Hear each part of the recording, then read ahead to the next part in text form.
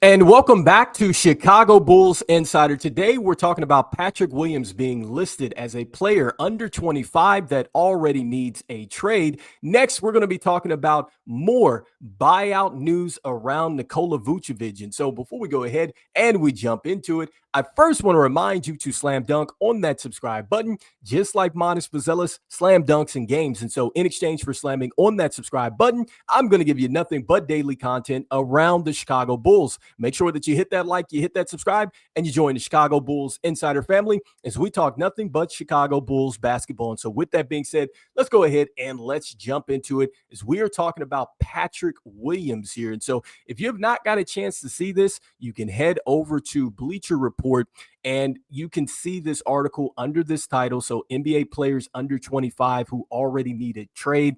And so there's 5 players on this list. Patrick Williams obviously makes the list here. And so what we're going to do is we're going to be looking at some of the points out of this article. We're going to be paraphrasing some things.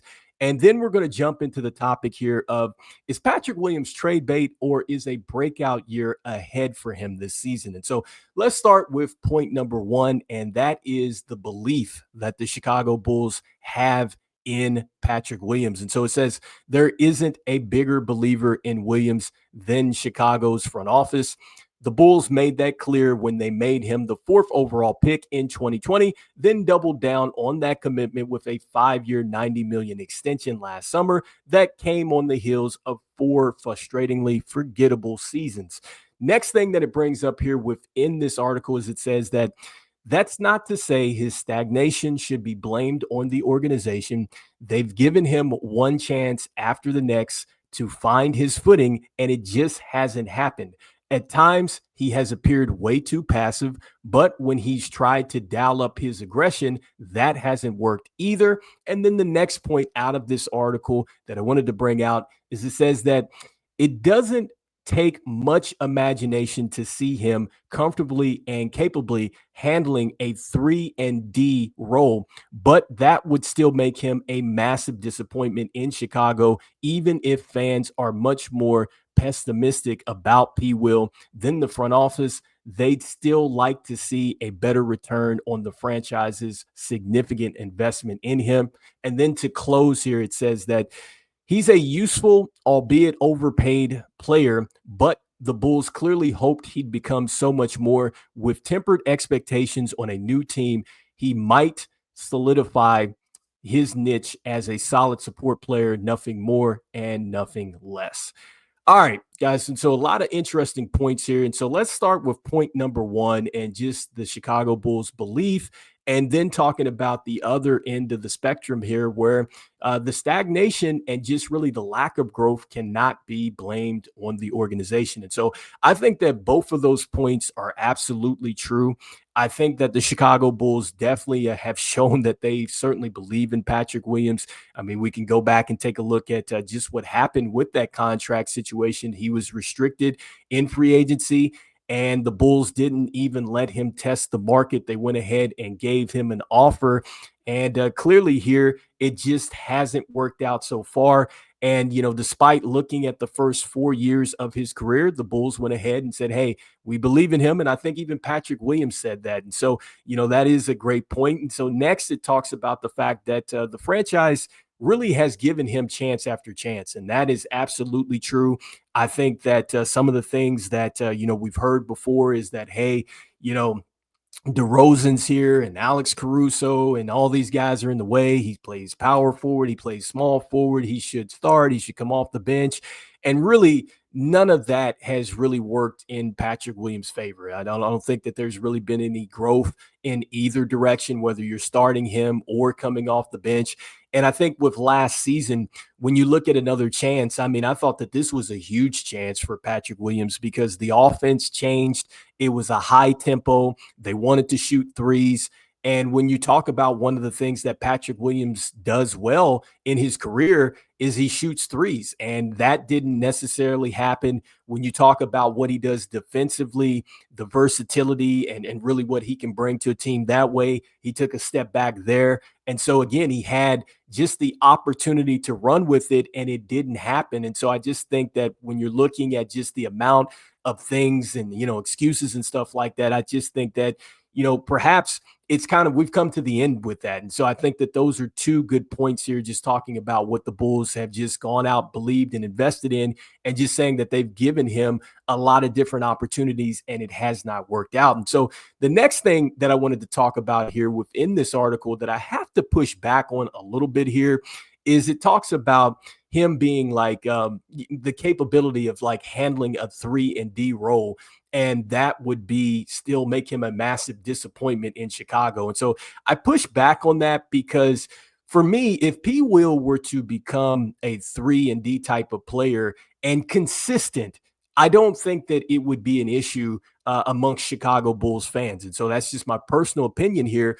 But I think with some consistency here, probably the story around Patrick Williams changes. I don't think that necessarily you look at the contract and you look at that as anything that's horrible. And I also don't think that people would look at him and say, hey, he was drafted 4th overall and say that that was, just a pick that just hasn't worked out. Because when you're talking about 3-and-D players, I'm just thinking of one right now that has been very successful and one that just won the championship here with the Thunder. But I think of Lou Dort, right? And so with Lou Dort, the thing about him is when you look at the numbers, it's not anything that wows you. He averaged 10.1 points a game, only 0.5 with his blocks, 1.1 with the steals, and also 4.1 rebounds. And so from a statistical standpoint, it's not anything that wows you there. But when you look at just like his 3-point percentage at 41.2%, and then also too, you see his field goal percentage at 43.5. Like these are percentages that progressively went up. And this is a guy that is just a role player. Like he'll never be a player that is going to be, the main star. And I know the difference here is that Lou Dort was not, drafted that high. But the point that I'm trying to make, or the correlation here, is that if Patrick Williams were consistently doing that and playing with that type of energy, I could imagine during the telecast when Stacey King is talking about him, he would say, hey, it's like 5 Patrick Williams out there, much like he used to say with Lonzo, where he say, hey, there's 5 Lonzos out there. There's 5 Javonte Greens. There's 5 Alex Carusos out there. Like, I think that we would absolutely love to see a Patrick Williams like that was just attacking people downhill, knocking down 3-point shots, and just going after people and competing like that on the defensive end. I don't think anybody would say a word here, but we just haven't seen that. And so that is like one of the biggest like pushbacks that I have here with that article and saying that. And so I think that Bulls fans would be fine with that. And then lastly, the last point where it was talking about here that, the expectations on a new team, and he would kind of solidify his niche and maybe be a solid support player there. And so I don't know if that necessarily is true either, because, if Patrick Williams can't figure it out here with the Chicago Bulls, and, he's had all these chances, I'm not sure that a change in scenery is necessarily going to get it done. But let me make it clear. I hope that there is, a change here for Patrick Williams. I hope that something does happen and he does find it, because he definitely has the skill sets to do so. He's shown flashes and things like that, but we haven't seen it consistently. And, it mentions being passive and then over aggressive. Like, there's times last season and just throughout you would say, hey, just shoot it or put it on the deck and go to the rim. Or then when he was aggressive, he'd miss the dunks and things like that. And so it was just, I'm not sure with Patrick Williams. And so leading me to the point here, trade bait or breakout year ahead, I really think it's neither. And I think that there are several factors here that are going to play into what is going to go on with Patrick Williams. And so the first thing that plays into Patrick Williams and his season, I think, is going to be the roster. I think that the roster has gotten considerably better at his position, because now you have Modest Buzelis, who essentially took his job there last season. You went ahead and you traded for Isaac Okoro, right? And so I think that Isaac Okoro is going to play a major role here, especially defensively, what he's done. I think if he can stay healthy, he's going to be consistent there. And then you have Ayo Dosunmu coming back, who, yes, I think he's going to be in the mix for the small forward position. He has said that he wanted to start, for this team before in the past. And so he has, I think, a chance here, depending on what happens in training camp. He's already ahead of schedule with his shoulder or whatnot. And then, you have Kevin Herter, who played very well down the stretch. I've said this several times with Kevin Herter. Like, Kevin Herter looked like the guy that played for the Atlanta Hawks when they went to the Eastern Conference Finals. And so I don't think he's going to necessarily take a step back, especially being a contract year. And then when you look at Julian Phillips, I know Julian Phillips is a player that not a lot of people talk about, but Julian Phillips actually did get better last season. I thought that he was very good when it came down to knocking down the corner three-point shot. I thought defensively, I saw some things from him.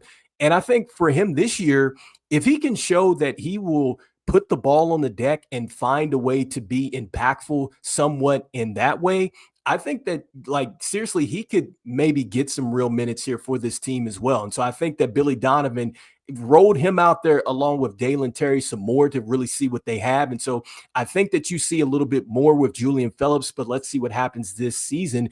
But they're all in the mix for Patrick Williams' position or a spot he plays in. And so if Modest Buzelis, which I don't think is going to take a step back, clearly, is in the way, I think other players are going to be in the way. That's why I'm saying, he's definitely not going to be a trade bait, because I think that his trade value really goes down in that regards, because if he doesn't turn it around and be more consistent, then, his trade value goes down. So I'm not sure he'd be trade bait.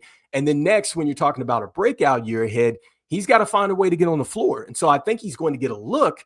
But if you're not consistently doing, what you can definitely do as a player, which is knock down the three and defend, I can't imagine that Billy Donovan is going to continue to keep rolling them out there. And so that's why I'm like, that kind of hurts that.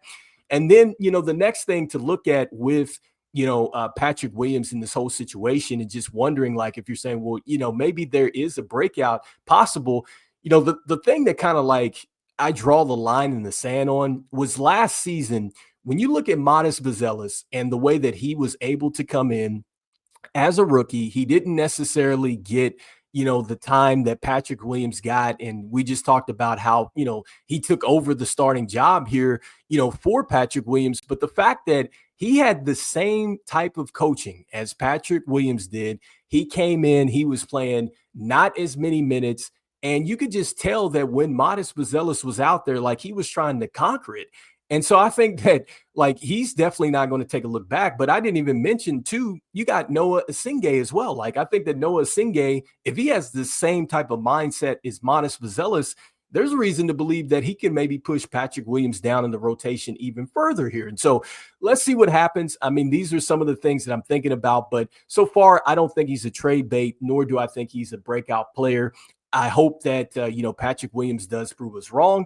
And look, man, I just hope that they find a way to unlock Patrick Williams. But I think at this point in time, it's really all on Patrick Williams. I don't think that there's another scheme. I don't think there's another coaching staff. I don't think that, like, you can put him at a certain, position or whatever. Like, it literally comes down to Patrick Williams figuring it out.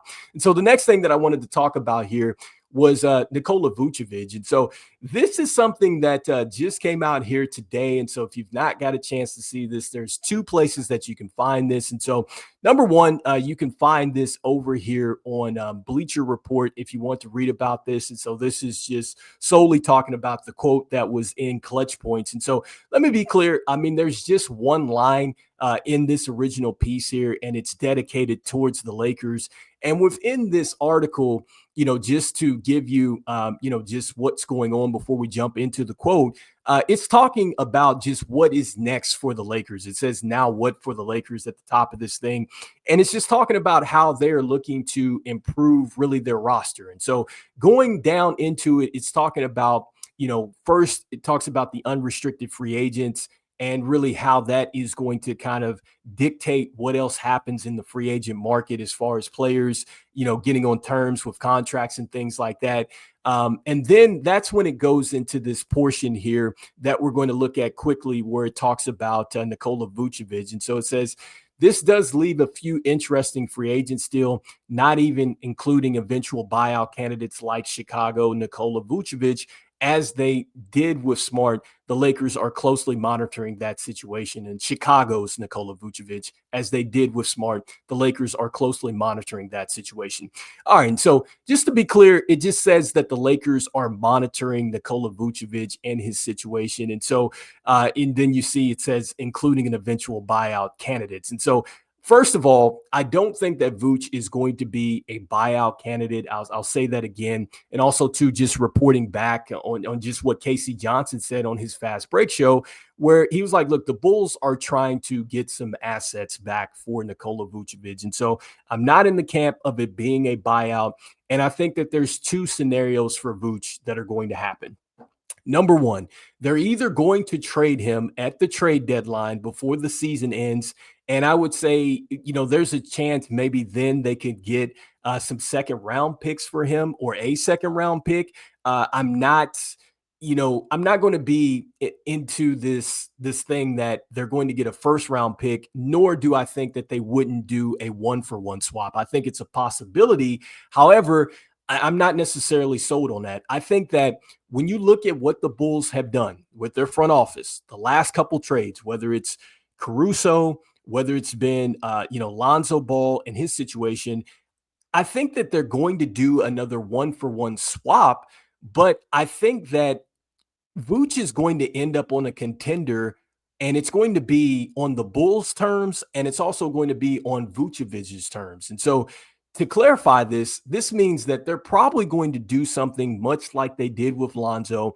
It's going to be a team-friendly type of deal, and it's going to be something that is very movable. And I think that it's going to be something that would entice a team like the Lakers or whoever might be interested in him to give up a player that is younger, but also has shown some experience in this league. I think that that's really what Vooch, or not Vooch, but what AK and the front office want to do here. And I also think that, when you're talking about the Bulls and just really overvaluing assets and just really being like loyal to their veteran players, I could see them moving him to a contender in that way. And it's a win-win situation for Vooch. And it's also a win-win situation, I guess, for the Bulls in the sense that they would get something back, although we would want to see them get more draft capital. But that's just my personal opinion here with Vooch and his situation. Again, I think that he's definitely a player that somebody is going to want to trade for. I'm not in the camp of just letting him walk. Here's a guy that is coming in with 18.5 points a game, 10.1 rebounds a game. And this guy shot 53% from the field, which I believe was a career high for him, and 40.2 from downtown. So even with, the defensive struggles from Vooch, he can still help a team out. And it doesn't shock me that the Lakers got mentioned here. I talked about them as being a team that would be interested. I still think the Golden State Warriors are. I still think the Celtics would want him. I still think the Pacers would want him. And I still think the Hornets would want him. In fact, I even think that even if they did a team-friendly type of deal, I think even maybe Golden State would come back around on something like that. But anyway, you guys let me know in the comments here. Do you think that Vooch is headed towards a buyout, or do you think that Vooch is likely to get a trade at the midseason or trade deadline? Or do you think that it's going to end up much like Lonzo Ball in his situation, or Caruso, in the sense that they're going to trade him for just one player? And it's going to be a situation where maybe they go ahead and re-sign him with a contract that's team-friendly. And keep in mind, too, they didn't do that with Caruso, but just saying that they would trade him for, a 1-for-1 type of swap situation. And so you guys let me know in the comments what you guys are thinking there. And also, too, let me know what you're thinking with Patrick Williams. Do you think that Patrick Williams is going to break through this year? Or do you think that he's trade bait, or do you think it's neither? Do you think that it's just not going to happen with Patrick Williams at this point in time? Do you think that, hey, if he does go to another team, perhaps the expectations maybe being lowered will help him? So I'd love to hear what your thoughts are on that. And as we always say, look, go Bulls, and I will see you guys on the next one. All right, peace.